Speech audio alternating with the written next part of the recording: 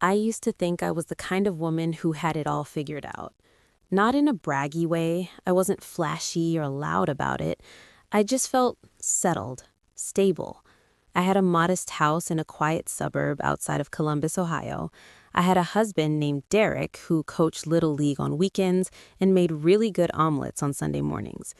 I had a best friend named Carla who'd known me since we were 17 years old, who was the maid of honor at my wedding, who held my hand in the hospital when I miscarried our first pregnancy at 11 weeks. I had what I thought was a life. I was 39 years old when I found out that my husband and my best friend had been sleeping together for 2 years. 2 years. I found out the way so many people find out about these things.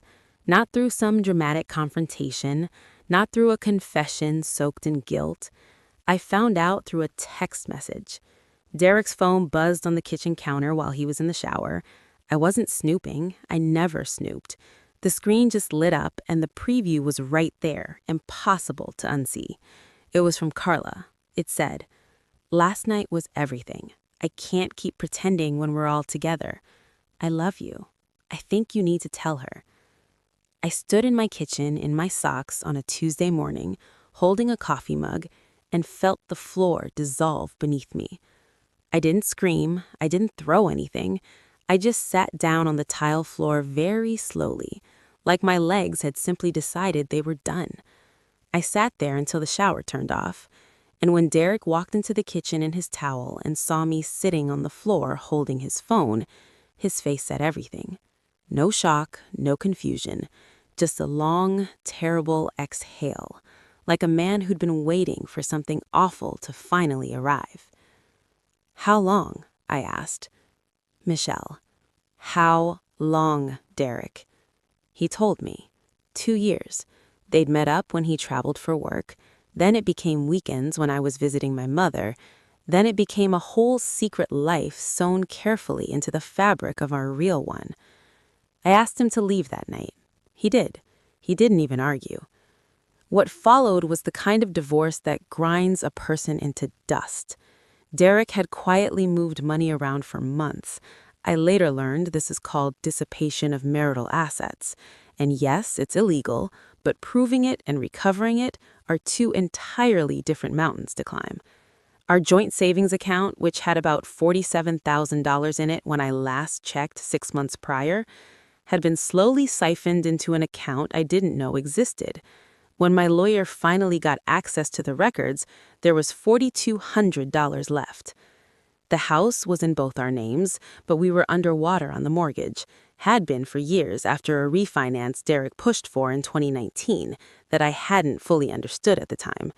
When we sold it, after fees and the remaining balance, I walked away with just under $11,000. Derek walked away with Carla, who had a nice apartment in the Short North neighborhood of Columbus, all exposed brick and expensive lighting. I moved into a one-bedroom apartment that smelled like old carpet and someone else's cooking. I was 40 years old.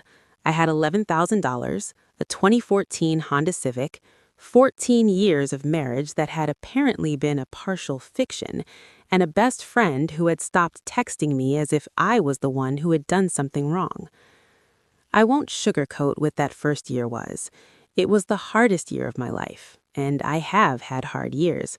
I lost my father to pancreatic cancer when I was 26. I went through 2 miscarriages. I struggled with anxiety for most of my 30s. But this was different. This was a specific kind of grief that doesn't have a clean name. It wasn't just losing Derek. It was losing the version of my life I thought was real. It was losing Carla, who had been my person for over 20 years. It was losing my self-trust, that quiet confidence I had that I could read people, that I knew who loved me. I cried in the parking lot of my office more times than I can count. I started therapy. I ate a lot of cereal. I adopted a cat from the shelter, a grumpy orange tabby I named Gerald, and he became my most reliable companion. I worked as a mid-level project manager at a healthcare software company. Good job, decent salary, nothing that was going to rescue me financially, but enough to keep the lights on and make small dents in rebuilding my savings. And then about 13 months after Derek walked out of our kitchen in his towel, I got a letter.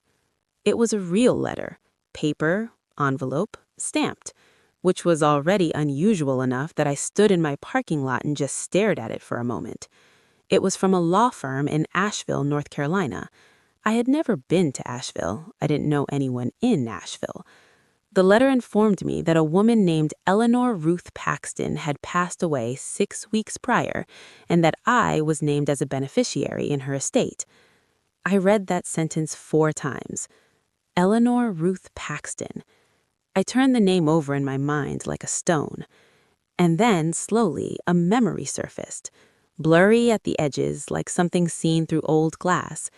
My grandmother, my father's mother, had a sister, a younger sister, who'd moved away from their small town in western North Carolina before I was born. There had been some kind of falling out. My grandmother never talked about it, and my father mentioned it only once, briefly, as something that had happened long before he understood why. The sister's name, I was almost certain, had been Ellie. I called the law firm the next morning, hands shaking. Eleanor Ruth Paxton. Ellie had never married. She'd lived in the Asheville area for most of her adult life, first working as a school teacher, then in her later decades as a painter. Apparently, her paintings had sold. Apparently, they had sold quite well, particularly in the last 15 years as her style gained a following in regional art circles and eventually beyond. She was, I would learn, quietly and significantly wealthy. She had no children, her siblings were all gone, my father was gone, my father's brother, my Uncle Paul, was still alive, but Eleanor's will, written just 8 months before her death, had recently been amended.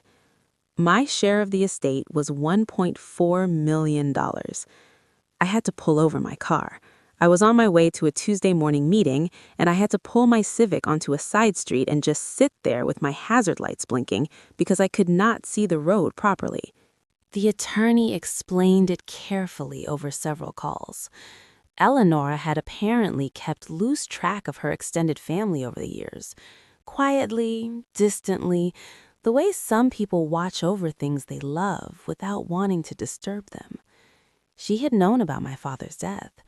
She had, the attorney believed, felt a long-carried guilt about the estrangement from her sister and the family she had left behind. In her final years, she had made it her quiet mission to leave something behind for the people who remained. She left money to a local arts foundation, she left her home and studio to a nature conservancy, and she left portions of her liquid estate to 3 people, my Uncle Paul, a former student she had mentored for decades, and me. Me, a niece she had never met, the daughter of a nephew she had perhaps seen once or twice in his childhood before the distance became permanent. I flew to Asheville 2 weeks later to meet with the attorneys and begin the process. I walked through Eleanor's studio.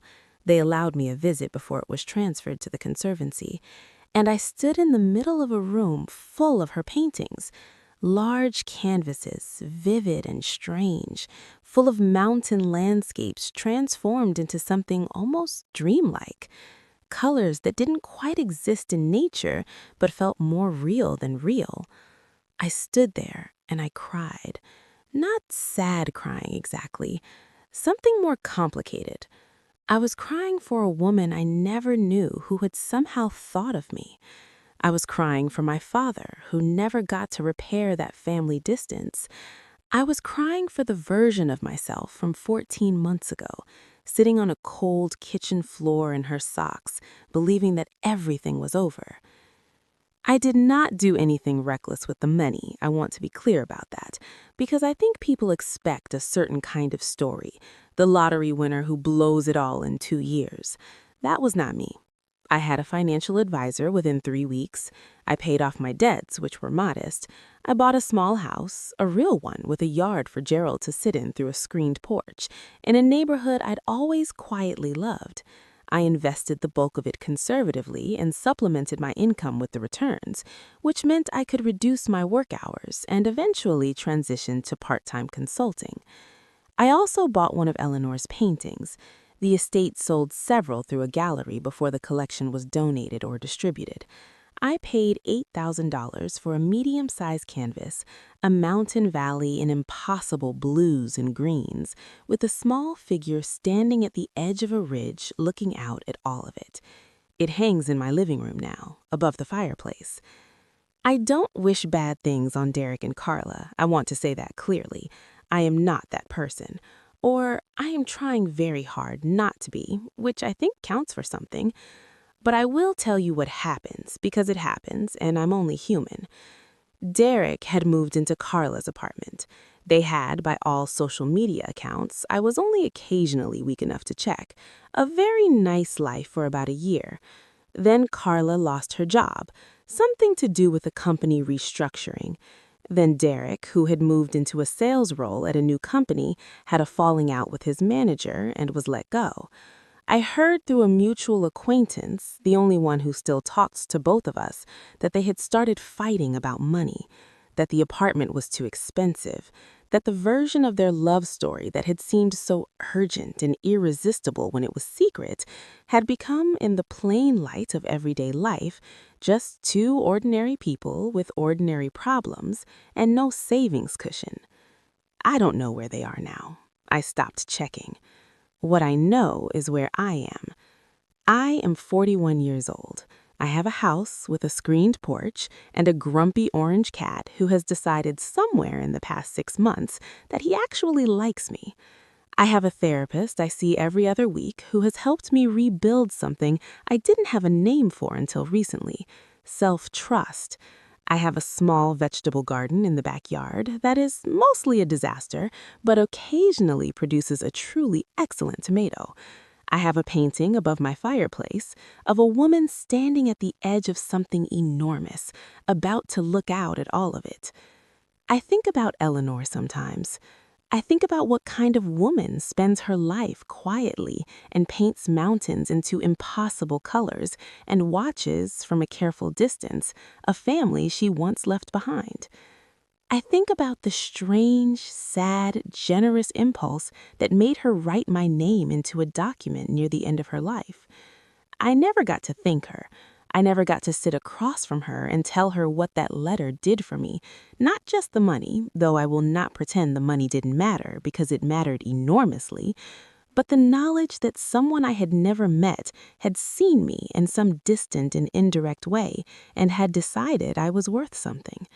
After a year of feeling like I was worth nothing, that I had been so thoroughly fooled and discarded that maybe I had never been worth much, that knowledge was the thing that cracked something open. The money rebuilt my life. Eleanor rebuilt my belief in it. I keep a small print of one of her other paintings, one I found reproduced in a catalog, on my desk where I work. It's a smaller piece, a simple one. Just a single window with light coming through it, falling on an empty wooden floor. A room waiting to be lived in. That's how I think about everything now. The room is waiting. The light is already there. I just had to walk back in.